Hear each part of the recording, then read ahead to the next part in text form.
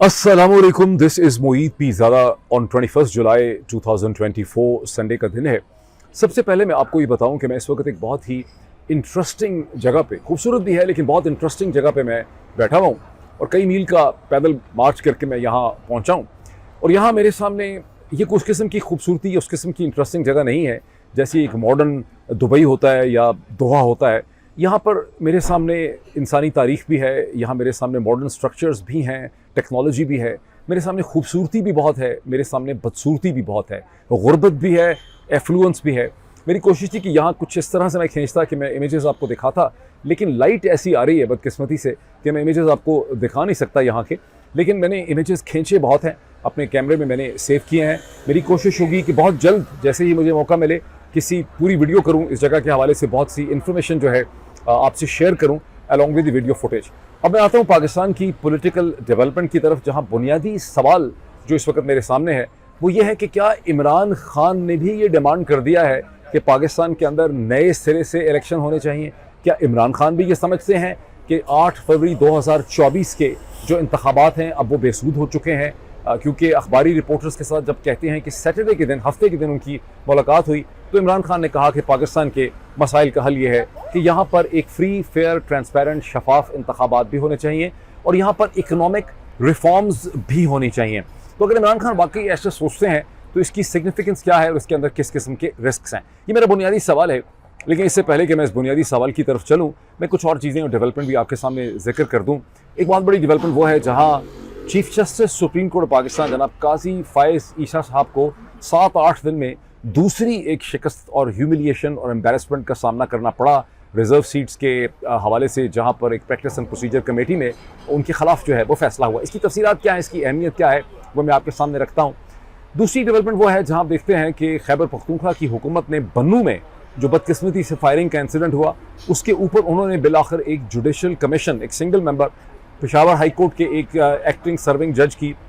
Leadership में एक single member commission जो है उन्होंने जुडिशल उस हवाले से कायम कर दिया है। क्या ये जुडिशल कमीशन कोई फाइंड आउट कर सकेगा चीज़ें, ये भी एक सवाल है। नवाज शरीफ साहब की बड़ी ही इंटरेस्टिंग किस्म की स्ट्रैटेजी और हिकमत अमली जो है पॉलिटिकल हमारे सामने आ रही है। वो क्या मामला है? नवाज शरीफ साहब किसे बेवकूफ़ बनाने की कोशिश कर रहे हैं। और फिर हम ये भी देखते हैं कि बड़ी अजीब सी बात है कि IMF इंटरनेशनल मॉनेटरी फंड जो है एक काउंटर इंट्यूटिव डेवलपमेंट है। जब हम देखते हैं कि IMF जो है वो पाकिस्तान के लोगों के बेस्ट पॉसिबल इंटरेस्ट्स को डिफेंड करते हमें नज़र आती है, वही IMF जैसे पाकिस्तान के लोगों के जहन में है या उनको यकीन दिला दिया गया है कि ये IMF जो है ये उनकी खुशियों को लूट रही है, ये उनकी दुश्मन है। इसकी तफसीलात क्या है मैं आपके सामने रखता हूँ। लेकिन सबसे पहले चलते हैं। सबसे पहले मैं आपसे रिक्वेस्ट करूँगा कि आप इस चैनल को ज्वाइन करें। मैं बताता हूँ क्यों ज्वाइन करें। इसको ज्वाइन करें, इसे सब्सक्राइब करें और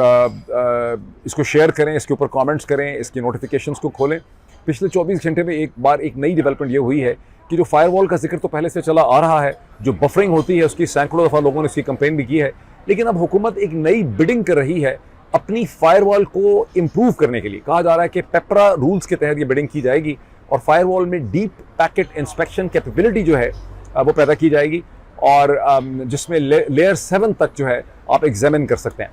अच्छा, तो इसके साथ एक और चीज़ भी देख लें कि व्हाट्सएप के ऊपर एक मैसेज जो है वो फैलाया जा रहा है, जो मैसेज ये कहता है कि लोग व्हाट्सएप के ऊपर हुकूमत के ख़िलाफ़ या इदारों के ख़िलाफ़ कोई बात ना लिखें, बिकॉज आपकी सारी बातें जो हैं वो रिकॉर्ड हो रही हैं, आपके ख़िलाफ़ कार्रवाई हो सकती है, आपकी ये बातें जो हैं वो पाकिस्तान के कवानीन के ख़िलाफ़ हो जाएंगी। ये मेरा ख़्याल है कि बिल्कुल एक डराने के लिए बोगस किस्म की चीज़ है। व्हाट्सएप के ऊपर जो कॉन्वर्जेसन लोग करते हैं वो एक प्राइवेट कॉन्वर्जेसन है, ख़ास करके लोग बाहर से करते हैं और ये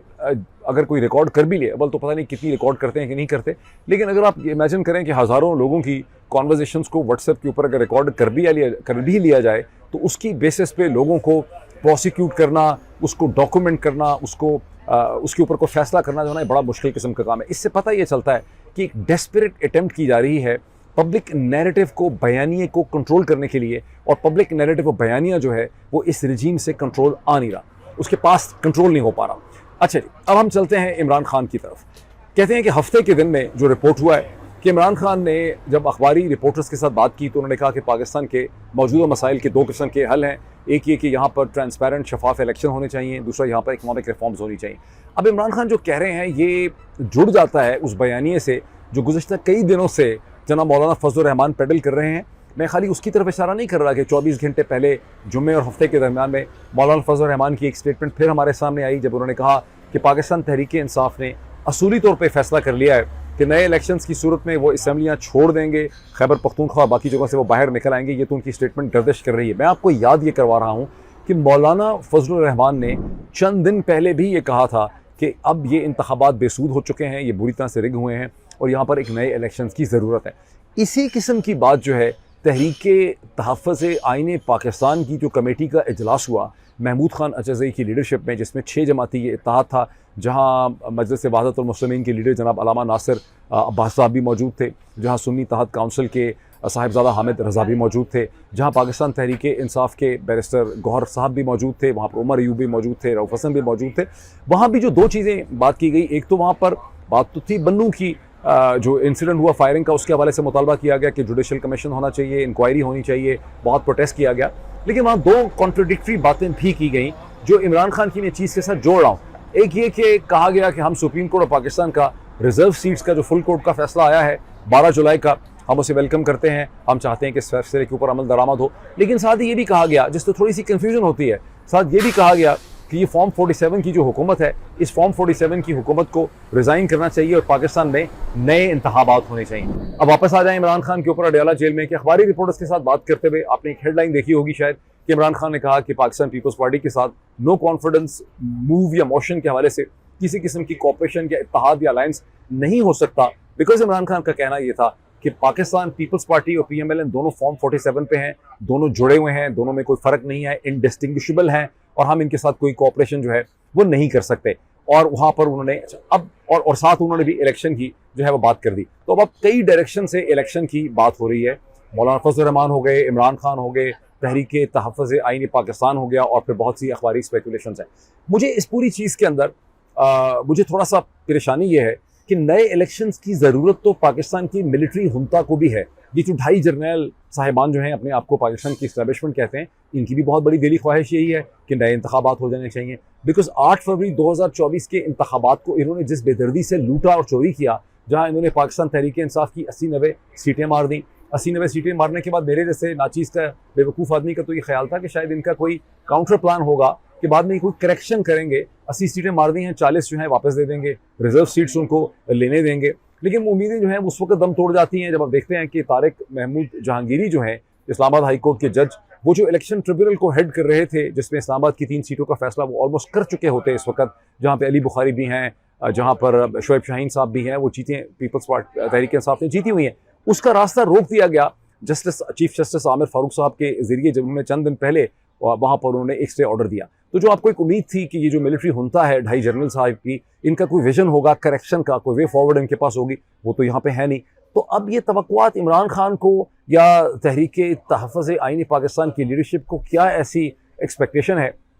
कि अगर यही 2.5 जनरल साहिबान जो हैं बगैर किसी ब्रॉडर डील के और अंडरस्टैंडिंग के अगर नए इलेक्शन करवाते हैं, तो वो इलेक्शन कैसे फ्री फेयर एंड ट्रांसपेरेंट होंगे जब तक कि इन जनरल साहिबान के साथ कोई एग्रीमेंट नहीं होगा, कोई उसमें कोई थर्ड पार्टी गारंटीज नहीं होंगी। अच्छा, अब ये देखिए कि ये जो पाकिस्तान के इलेक्शन है, इसको दुनिया भर के ज़राए इब्लाग ने और पाकिस्तान के लोगों ने तो इन इलेक्शंस को कंडेम किया ही, और उन्होंने बताया कि ये किस तरह से चोरी किए गए। लेकिन अमेरिकन कांग्रेस जो है, हाउस ऑफ रिप्रेजेंटेटिव का जो रेजोल्यूशन आता है HR 901, जिसमें 368 वर्सेस 7 से पाकिस्तान के इंतखाबात को रद्द किया जाता है और कहा जाता है कि बाइडन एडमिनिस्ट्रेशन को ये जोर दिया जाता है कि आप इन इंतखाबात के हवाले से एक कंप्लीट ट्रांसपेरेंट इन्वेस्टिगेशन डिमांड करें। ये एक ऐसी चीज़ है जिसके बाद 8 फरवरी के इंतखाबात की तमाम तर हैसियत जो है वो ख़त्म हो जाती है। अच्छा, और मैंने आपको याद है कि कोई 48 घंटे पहले मैंने एक रिपब्लिकन लॉबिस्ट स्टीव पेन का मैंने एक इंटरव्यू किया, जो इंग्लिश चैनल आइकॉनोग्राफ मोहित पीरज़ादा मल्टीमीडिया जो है वहाँ मैंने डाला था, जिसमें स्टीवन पेन ये कहता है कि पाकिस्तान के जो रूलिंग एलीट है उसे ये बात समझने की ज़रूरत है कि अमेरिकन कांग्रेस में कभी भी किसी चीज़ के ऊपर इक्तफा या इत्तफाक जो है वो नहीं हो सकता, वहाँ कंसेंसस नहीं होता, वो हमेशा स्प्लिट रहती है। लेकिन पाकिस्तान के इलेक्शंस के हवाले से अमेरिकन कांग्रेस में 368 वर्सेस 7 का वोट डलना जो है, ये बिल्कुल नियर इम्पॉसिबल सिचुएशन थी, जो पता चलती है कि अमेरिका की पॉलिटिकल क्लास जो है वो किस तरह से अब कन्विंस हो चुकी है कि पाकिस्तान में 8 फरवरी के इंतखाबात हुए वो गंदे थे, उनको चोरी कर लिया गया और उनको लूटा गया। अंडर द सर्कमस्टेंसेस पाकिस्तान की जो मिलिट्री जनरल साहिबान हैं, 2.5 जनरल साहिबान हैं, उनको भी एक नए इंतखाबात की ज़रूरत है। मैं ये समझता हूँ कि जब तक इन इंतखाबात में जनरल साहिबान कोई गारंटी नहीं देते, और वो गारंटर्स इंटरनेशनल होंगे, वरना तो पाकिस्तान में कोई भी गारंटी मैटर नहीं करती है। हर गारंटर के घर में वीगो आ सकती है उसको उठाने के लिए। जब तक कोई American administration, American Congress, European Union या IMF या ब्रिटिश गवर्नमेंट मिल के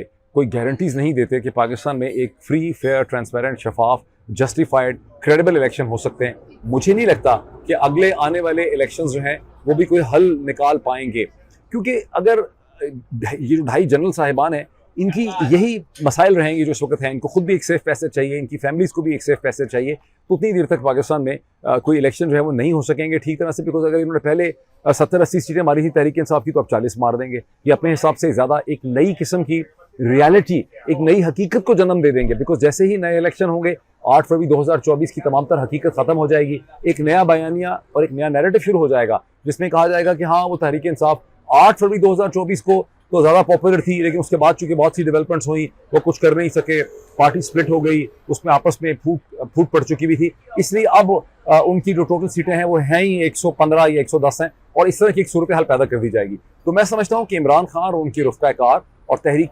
तहफ़्फ़ुज़ आईन पाकिस्तान की लीडरशिप जो है, उनको ये चंद पॉइंट्स जो हैं, इनको अच्छी तरह से देखने की ज़रूरत है। ज़हन में ये भी रखिए कि जब तक ये जो 2.5 जनरल साहिबान हैं और इनकी जो फैमिलीज़ हैं और नवाज शरीफ हैं, इनको कोई सेफ पैसेज जो है वो नहीं मिलता मौजूदा सूरत हाल से, ये पाकिस्तान के हालात को ठीक नहीं होने देंगे। या तो कोई पाकिस्तान में प्रोवर्बियली स्पीकिंग कोई एक फैंटास्टिक किस्म का फ्रेंच रेवोल्यूशन आ सकता होता, जो मुझे आता हुआ नजर नहीं लग रहा, या तो वो सूरत हाल हो, या फिर यहाँ पर कोई डील मेकिंग होगी। एक सेफ पैसेज इनको चाहिए होगा। और मैं आपको याद करवाऊंगा कि जब 1986 में, 85-86 में मोहतरमा बेनज़ीर भुट्टो अमेरिका के साथ, उस वक्त की रेगन एडमिनिस्ट्रेशन के साथ, तो मिलिट्री इस्टेब्लिशमेंट जो थी उनके साथ डील करके आएंगी थी, तो उन्होंने बहुत सी गारंटीज एक्सटेंड की थी जनरल ज़ियाउल हक की हुकूमत को। और जब जनरल ज़ियाउल हक मरहूम का त्यारे में उनकी हलाकत हो गई, त्यारे के क्रैश में, और उसके बाद मोहतरमा बेनज़ीर भुट्टो की 20 महीने की जो हुकूमत बनी थी, समवेयर अराउंड नवंबर एंड दिसंबर 1988, तो उस वक्त भी जो जनरल मिर्ज़ा असलम बेग थे, उन्होंने बेनज़ीर को पावर देने से पहले उनसे गारंटीज दी थी कि जनरल ज़ियाउल हक की फैमिली को, और उसके अलावा जो जनरल साहिबान कू मेकर थे 1977 के, उनको और उनकी फैमिलीज़ को मोहतरमा बेनज़ीर भुट्टो और उनकी हुकूमत किसी तरह से भी टारगेट नहीं करेंगे। इसको सेफ पैसेज आप कह सकते हैं। तो ये बड़ी एक डॉक्यूमेंटेड किस्म की चीज़ है। जब तक ऐसी कोई डील नहीं होती पाकिस्तान के अंदर, मुझे लगता नहीं है कि ये अनासर सूरत हाल को ठीक होने देंगे। अच्छा, अब मैं आता हूँ उस बहुत ही इंटरेस्टिंग डेवलपमेंट की तरफ, जिसका ताल्लुक है जनाब मोहतरम नवाज शरीफ साहब से। नवाज शरीफ साहब ने सैटरडे के दिन में अपनी ही साहिबजादी मोहतरमा मरियम नवाज साहिबा, जो चीफ मिनिस्टर हैं पंजाब की, उनके ऑफिस में एक उन्होंने प्रेस टॉक की, एक मीटिंग की और प्रेस टॉक की। उस प्रेस टॉक में उन्होंने गैस और बिजली की जो कीमतें हैं उसको बहुत उन्होंने कंडेम किया, उन्होंने बड़ा इसकी मजम्मत की, शहबाज शरीफ साहब की हुकूमत की, IMF की तमाम कंडीशनलिटीज़ मान लेने पर भी उन्होंने बड़ी मजम्मत की। और बज़ाहिरन, और साथ ही उन्होंने ये कहा कि मेरी जब हुकूमत थी 2017 तक, तो बिजली की कीमत इतनी थी, गैस की कीमत इतनी थी, तमाम मसाइल का हल निकल रहा था, लेकिन मेरी हुकूमत को जब ख़त्म कर दिया गया तो पाकिस्तान मसाइल में घिर गया। अब on the face of it, prima फसाए, जब आप नवाज शरीफ साहब की ये खबर देखते हैं तो आपको गुस्सा भी चढ़ता है। आप कहते हैं यार, ये किसको बेवकूफ़ बना रहा है, ये किस किस्म की चीज़ कर रहा है, या ये आदमी बड़ा अजीबोगरीब है। कि ज़ाहिर है कि PDM 1 हुकूमत भी इसी की थी, इसके भाई की, और PDM 2 हुकूमत भी इसी की है। और ये क्या कह रहा है कि बिजली और गैस की कीमतें, IMF की बात कंडेम कर रहा हूँ, ये सब चीज़ें ठीक नहीं हो रही हैं, अवाम को बड़ी मुश्किलात हैं, तो ये क्या कह रहा है। लेकिन नवाज शरीफ साहब को पता है कि नवाज शरीफ साहब का जो वोटर है, PMLN का जो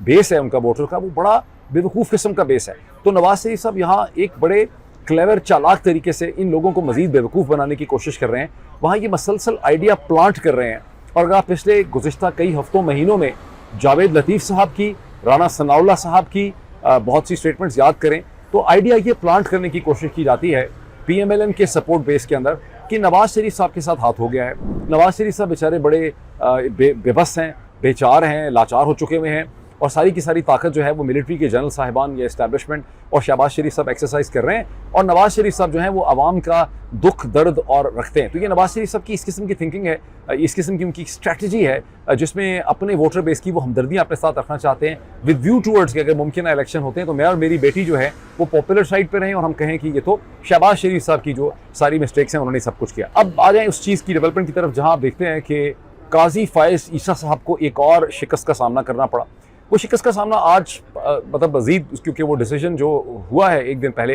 जो एक 2-1 का डिसीजन है सुप्रीम कोर्ट की प्रैक्टिस एंड प्रोसीजर कमेटी का, उसकी तफसीलात पाकिस्तान के ज़राए इब्लाग के सामने आ चुकी हैं। और इसमें 8 ही दिन में 7-8 दिन में काजी फ़ायज़ ईसा साहब को दूसरी शिकस्त और रिवर्सल का सामना करना पड़ा। पहला रिवर्सल उनका उस वक्त था जब 12 जुलाई को फुल कोर्ट का जब डिसीजन सामने आया जज साहिबान का, तो वहाँ काजी फ़ायज़ ईसा साहब 5 के जो माइनॉरिटी डिसीजन था उसके अंदर थे, यानी एज चीफ जस्टिस वो माइनॉरिटी डिसीजन लिखने वालों में थे। ऐसा बड़ा कम होता है कि चीफ जस्टिस माइनॉरिटी साइड पे हो, और मेरा नहीं ख्याल कि उमर अता बंदयाल साहब किसी भी स्टेज पे माइनॉरिटी डिसीजन मेकिंग में का हिस्सा थे, अक्सर चीफ जस्टिस रहे हों। लेकिन अब दूसरी दफ़ा अपने 2 सीनियर जजेस के हाथों में दोबारा वो पिटे, जब 3 मेंबर का ये बेंच था जो बेसिकली कमेटी थी, प्रैक्टिस एंड प्रोसीजर की कमेटी थी। इसकी 17th मीटिंग जब हुई है, मेरा ख्याल है सैटरडे के दिन में या फ्राइडे के दिन में, तो वहाँ पर मंसूर अली शाह साहब ने और मुनीब अख्तर ने काजी फ़ायज़ ईसा साहब के ख़िलाफ़ फैसला दे दिया और 2-1 से उनकी जो ओपिनियन या जजमेंट थी उसको रद्द कर दिया। ये मामला है क्या? यहाँ पर प्रैक्टिस एंड प्रोसीजर कमेटी की इस मीटिंग के अंदर काजी फ़ायज़ ईसा साहब ने ये इसरार किया कि PMLN की नून लीग की जो पिटिशन आई है कि रिव्यू जो रिज़र्व जजमेंट थी सुप्रीम कोर्ट की रिज़र्व सीट्स के हवाले से जो जजमेंट आई है उस पर जो रिव्यू आया उसको फौरी तौर पे 1 हफ्ते के अंदर सुनना चाहिए। फंडामेंटल राइट्स का इशू है, वरना बहुत बड़ा नुकसान हो जाएगा आईने पाकिस्तान को, और हकूक़ का जो है ना इसकी तलाफ़ी जो है वो नहीं हो सकेगी। मंसूर अली शाह साहब ने और मुनीब अख्तर साहब ने फैसला ये लिखा है कि 2 वजूहात से उन्होंने काजी फ़ायज़ ईसा साहब की ओपिनियन को यहाँ पे रद्द कर दिया है। और वो उन्होंने एक तो ये कहा कि अभी तक जो रिज़र्व सीट्स के हवाले से फुल कोर्ट का डिटेल जजमेंट अभी आया ही नहीं है, वो लिखा ही नहीं गया। दूसरी बात है कि समर वेकेशंस अनाउंस हो चुकी हैं, जज साहिबान उसके हवाले से ट्रैवल कर चुके हैं। आयशा मलिक जो है वो पाकिस्तान से बाहर हैं, अतर मिनल्ला साहब न्यूयॉर्क आ रहे हैं बार एसोसिएशन से वहाँ पे खिताब करने के लिए, और भी जज साहिबान पाकिस्तान में पाकिस्तान से बाहर हैं। तो ये अब जब समर वेकेशन ख़त्म होंगी तभी ये रिव्यू जो है वो सुना जा सकेगा। काजी फ़ायज़ ईसा साहब ने वहाँ पर स्टैंड के लिया कि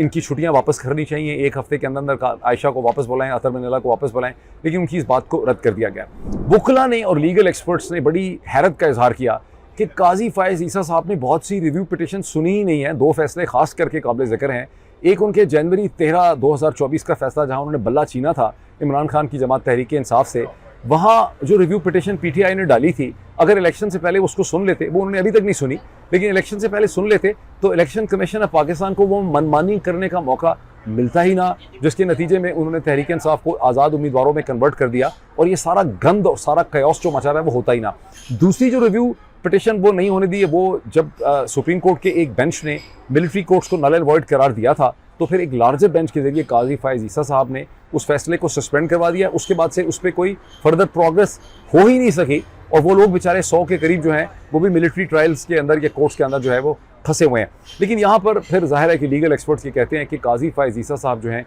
उनकी तमाम इंटेंशंस अब बिल्कुल खुल के सामने आ चुकी हैं कि यहाँ पर भी जब वो चाहते हैं कि PMLN का रिव्यू लगे, तो दर हकीकत वो चाहते हैं कि रिजर्व सीट्स मिलें PDM को, PMLN को, ताकि वो कॉन्स्टिट्यूशनल पैकेज आ सके जिसके ज़रिए उनको अपनी नौकरी के अंदर एक्सटेंशन या टेन्योर एक्सटेंशन उनको मिल सकती है। लेकिन जिस तरह से ये चीज़ें इस वक्त चल रही हैं उसमें ये इंक्रीजिंगली खासा मुश्किल लग रहा है, बावजूद इसके कि काजी फ़ायज़ ईसा साहब ने 4 एडहॉक टेम्प्रेरी जजेस लाने की कोशिश की, जिसमें से 2 को लगा भी दिया गया है जुडिशल कमीशन ऑफ पाकिस्तान से, मगर उसके बावजूद लग ये रहा है कि काजी फ़ायज़ ईसा साहब को टेन्योर एक्सटेंशन जो उनका ख्याल था वो मिलनी खासी मुश्किल होती चली जा रही है। क्विकली मैं टच अपॉन कर लूँ कि बन्नू की फायरिंग के हवाले से खैबर पख्तूनख्वा की हुकूमत ने एक सिंगल मेंबर सर्विंग जज जो हैं पेशावर हाई कोर्ट के, उनका एक जुडिशल कमीशन बना दिया है। यहाँ पर तजाद ये है कि खैबर पख्तूनख्वा की हुकूमत, जिसको बैरिस्टर सैफ जो हैं जिसका पॉइंट ऑफ व्यू दे रहे हैं, जो एडवाइज़र भी हैं वहाँ के चीफ मिनिस्टर अली अमीन गंडापुर साहब के, उनकी स्टेटमेंट्स ये हैं कि हक़ाइक़ मालूम कर रहे हैं कि हुआ क्या। सरकारी मौक़िफ़ ये है कि एक शख्स की हलाकत हुई है, 22 ज़ख्मी हुए हैं। जो ह्यूमन राइट्स ऑर्गेनाइजेशन, जो सोशल मीडिया के लोग और पॉलिटिकल वर्कर्स कहते हैं कि कम से कम 4 या 5 हलाकतें हुई हैं और सैकड़ों लोग यहाँ पर ज़ख्मी हुए हैं, और कोई इसमें ताज्जुब यानी कोई इसमें अभाम नहीं है कि गोलियाँ सिक्योरिटी के अमले नहीं चलाई हैं गोलियाँ, लेकिन खैबर पख्तूनख्वा की हुकूमत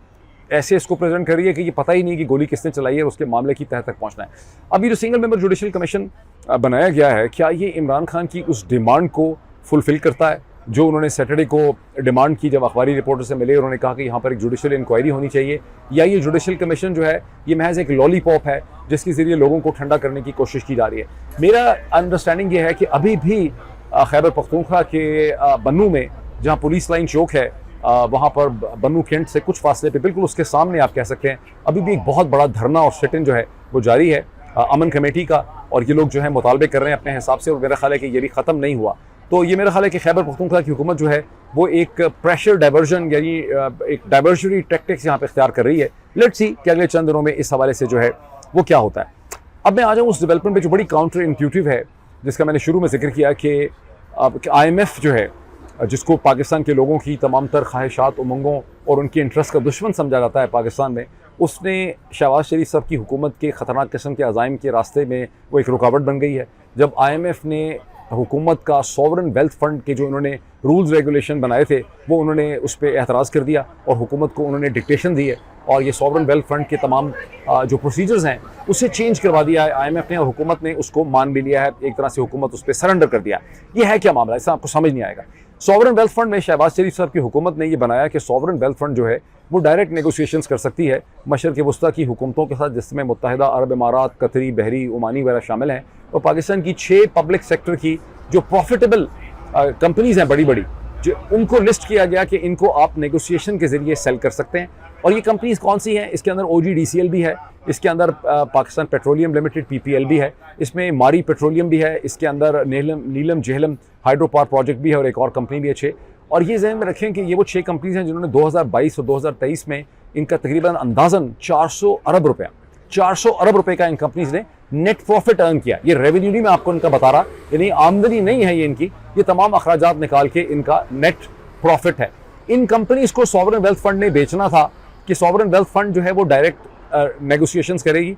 कोई ट्रांसपेरेंसी नहीं है। उसके बाद ये पैसे भी सॉवरन वेल्थ फंड के पास रहने थे कि वो इसको अपनी सबाबदीद से इसको खर्च कर सकती है और सॉवरन वेल्थ फंड को स्टेट बैंक ऑफ पाकिस्तान से कर्जा भी मिल सकता था अपना काम करने के लिए। IMF ने तीनों चीज़ें ख़त्म करवा दी हैं। IMF ने कहा कि सॉवरन वेल्थ फंड जो है वो कोई भी नेगोशिएटेड सेटलमेंट नहीं कर सकती इन कंपनीज़ की, इनको बेच नहीं सकती है जब तक कि इंटरनेशनल कंपेटिटिव बिडिंग ना हो और जब तक इनकी एग्जैक्ट प्राइस की डिटर्मिनेशन ना हो सके। ये उन्होंने, आप खुद सोचें कि कितना पाकिस्तान के लोगों को सर्व यहाँ पे IMF ने किया है, कितने अफसोस की बात है। दूसरा ये कि सॉवरन वेल्थ फंड इस पैसे को अपने पास नहीं रख सकती, जो भी पैसा किसी कंपनी की सेल से मिलेगा उसे स्टेट बैंक ऑफ पाकिस्तान के फौरी तौर पे हवाले करना होगा। तीसरा ये कि सॉवरन वेल्थ फंड को स्टेट बैंक से किसी किस्म का कर्जा और लोन जो है वो नहीं मिल सकते। मुझे ऐसा लगता है कि पाकिस्तान पे, जहाँ पे ये कहने में मुझे कोई शर्म नहीं है कि पाकिस्तान के ऊपर एक लूट खसूट के माफिया का या क्रिमिनल्स एंड डेकॉइट्स का पाकिस्तान के पूरे रजीम के ऊपर कंट्रोल है, वहाँ पर ये इंटरनेशनल ऑर्गेनाइजेशंस ही इस वक्त पाकिस्तान के लोगों के इंटरेस्ट जो हैं इकनॉमिक और या उनकी वेलबींग को डिफेंड करते हुए नज़र आती हैं। तो अभी इतना ही, फिर आपसे मुलाकात होती है। Thank you.